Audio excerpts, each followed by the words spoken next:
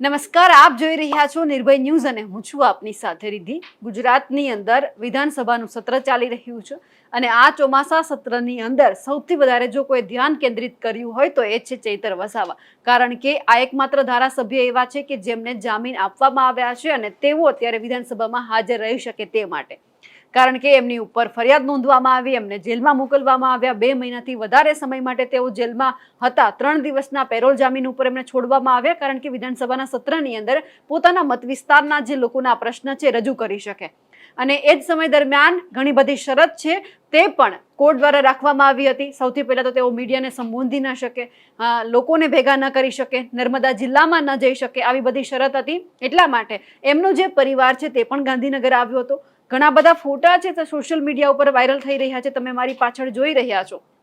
ચૈતર વસાવાનો પરિવાર છે, એમના આ બધા જ ફોટા વાયરલ થયા છે। ચૈતર વસાવાનો પરિવાર જે ગાંધીનગરમાં એમને વિધાનસભામાં જે પોતે ધારાસભ્ય છે એટલે ધારાસભ્યનું જેમને ક્વાર્ટર મળે છે ત્યાં આખો પરિવાર ભેગો થયો હતો। એમના બાળકો, એમના બંને પત્ની એમની સાથે હતા અને 2 મહિના પછી આખો પરિવાર જ્યારે ચૈતર વસાવાને મળ્યો ત્યારે ક્યાંક ભાવુક દ્રશ્ય પણ સર્જાયા, કારણ કે આટલા બધા સમયથી જે ચૈતર વસાવા છે તે જેલમાં હતા અને ખાસ કરીને જ્યારે ચૈતર વસાવા છે તેમને મીડિયાની સામે વાતચીત કરવાની મનાઈ ફરમાવવામાં આવી છે અને એમની જ સાથે એમના બંને પત્નીઓ છે તેમને પણ કોઈપણની સામે નિવેદન આપવામાં ન આવે તે માટે પણ એમને કહેવામાં આવ્યું છે, એટલે કે કોઈ જાતની કઈ વાત તે મીડિયા સામે ન રાખી શકે। પણ આ બધાની વચ્ચે જે આ બધા જ ફોટો વાયરલ થયા છે, આખો પરિવાર આપણને આટલા મહિના પછી સાથે જોવા મળ્યો, કારણ કે ચૈતર વસાવા જેલમાં છે એટલે એમની પાછળ એમની પત્નીઓને પણ લોકોના મદદ માટે જવું પડતું હોય છે। લોકોને જ્યારે કામ પડતા હોય છે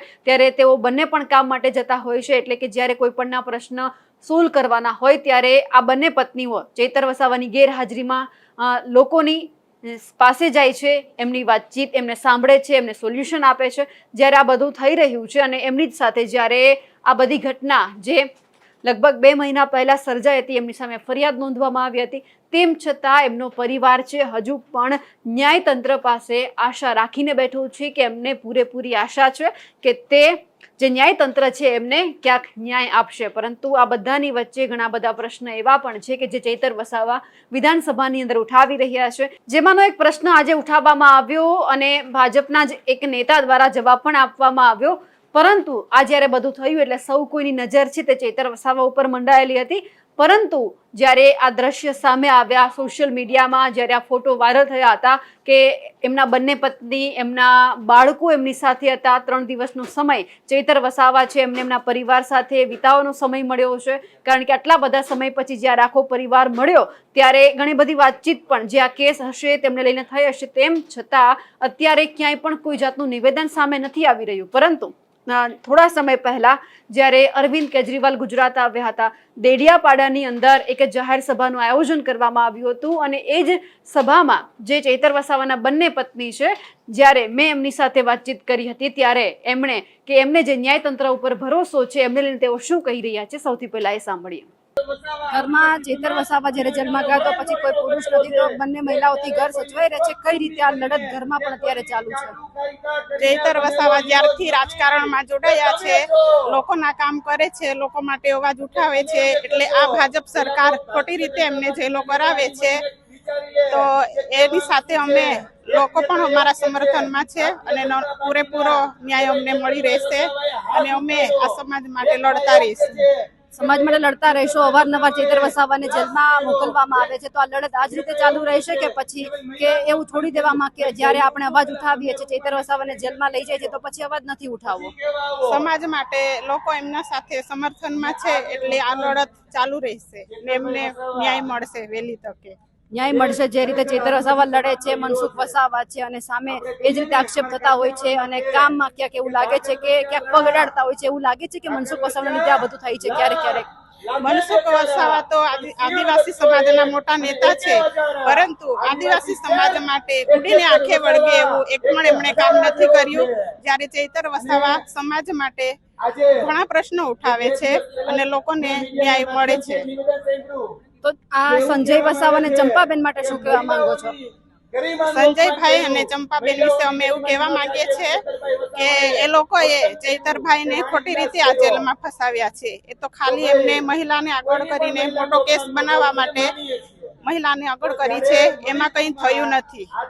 બિલકુલ બેન, આપ અમારી સાથે જોડાયા, આપનો ખૂબ ખૂબ આભાર. ત્યારે બાળક સાથે, નાનું બાળક તમારે છે, આ બધી આ ફાઇટ કેટલી અઘરી છે? કારણ કે જ્યારે એમને સાથે લઈને જવાનું હોય, તમારે આંદોલન કરવાના હોય, તમે જ્યારે જેલની બહાર પણ આ બધું કર્યું તેમને બચાવવા માટે પણ ગયા હતા, કેટલું અઘરું છે આ બધું એક સાથે તમારે ભેગું કરવું? કારણ કે બાળક પણ તમારું અત્યારે સાથે છે.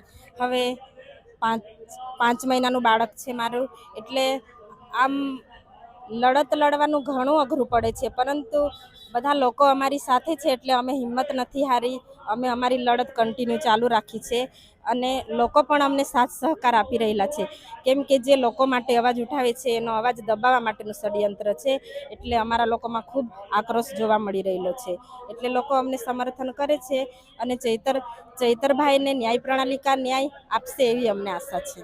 એટલે એક નાના બાળક સાથે ઘરને સંભાળવું પણ અઘરું છે અને ચૈતર વસાવા માટે લડવું પણ અઘરું છે.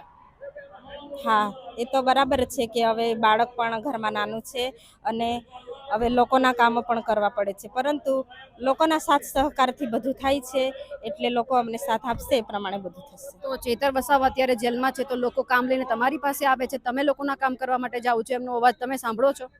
હવે અમારા ડેડિયાપાડા સાગબારામાં ચૈતરભાઈ જેલમાં ગયા પછી ઘણી બધી પડતર મુશ્કેલીઓ પડે છે કે લોકો દ્વારા અમને કહેવામાં આવે છે કે આપણા ધારાસભ્યને જેલ ગયા છે ત્યારબાદ અમને ઘણી મુશ્કેલીઓ પડે છે. હવે હાલ અમારા વિસ્તારમાં ઘણા બ્રિજો બંધ કરી દેવામાં આવ્યા છે, તેમાં કર્મચારીઓને અને વિદ્યાર્થીઓને ઘણી તકલીફો પડી રહેલી છે. લોકો અમને કહે છે, અમે લોકોના પ્રશ્નો સાંભળીએ છીએ, અમારાથી થાય એટલી કોશિશ અમે લોકો માટે કરીશું.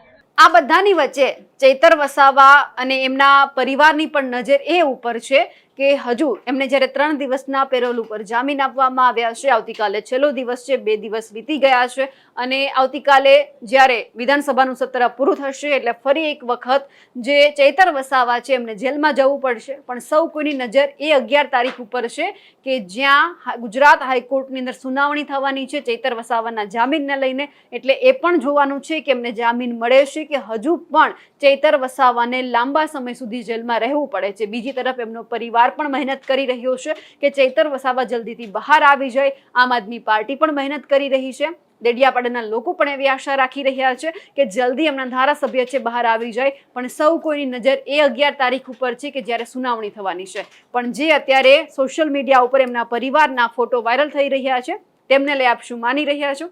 કમેન્ટ કરીને ચોક્કસથી જણાવજો. સાથે જ અમારી નિર્ભય ન્યૂઝ ચેનલને લાઇક, શેર અને સબસ્ક્રાઇબ કરવાનું ભૂલશો નહીં. નમસ્કાર.